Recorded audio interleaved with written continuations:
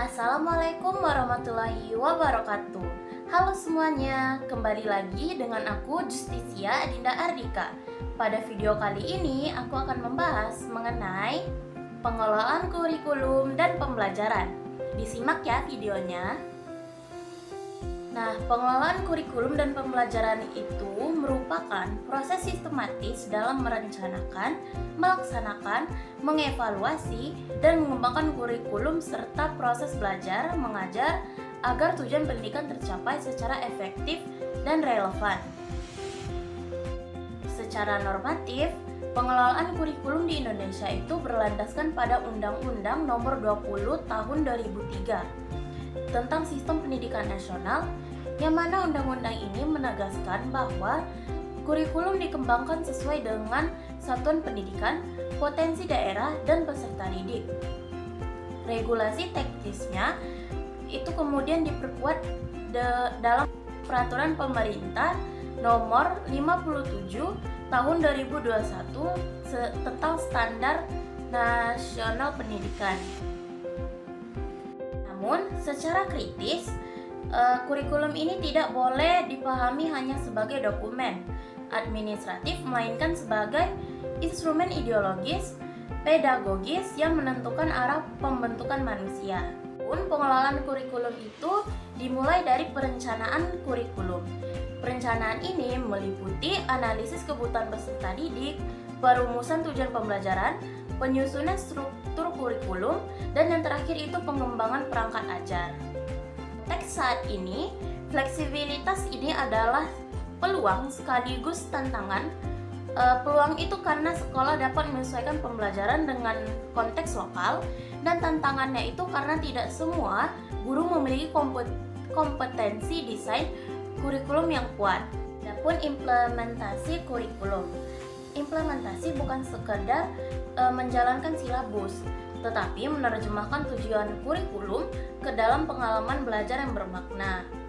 Adapun komponen implementasi itu ada penyusunan modul ajar, strategi pembelajaran, diferensiasi, lalu integrasi asesmen. Secara kritis, problem umum dalam implementasi adalah gap antara dokumen kurikulum dan praktik di kelas. Kurikulum juga sering progresif di atas kertas tetapi konservatif dalam pelaksanaan. Lalu ada evaluasi dan pengembangan kurikulum. Evaluasi itu dilakukan melalui evaluasi hasil belajar, refleksi guru, lalu supervisi akademik, kemudian evaluasi diri sekolah. Secara logis, evaluasi seharusnya menjadikan dasar perbaikan kurikulum. Namun, dalam praktik, evaluasi sering berhenti pada angka nilai, bukan pada analisis kualitas pembelajaran. Pembahasannya selanjutnya yaitu adalah pengelolaan pembelajaran.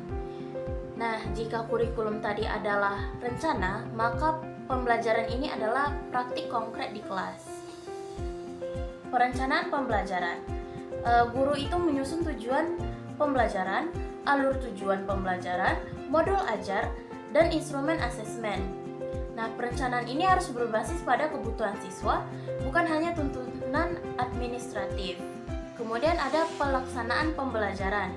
Pembelajaran yang efektif itu harus berpusat pada peserta didik, interaktif dan dialogis, mengembangkan keterampilan berpikir kritis, lalu yang terakhir itu mengintegrasikan teknologi.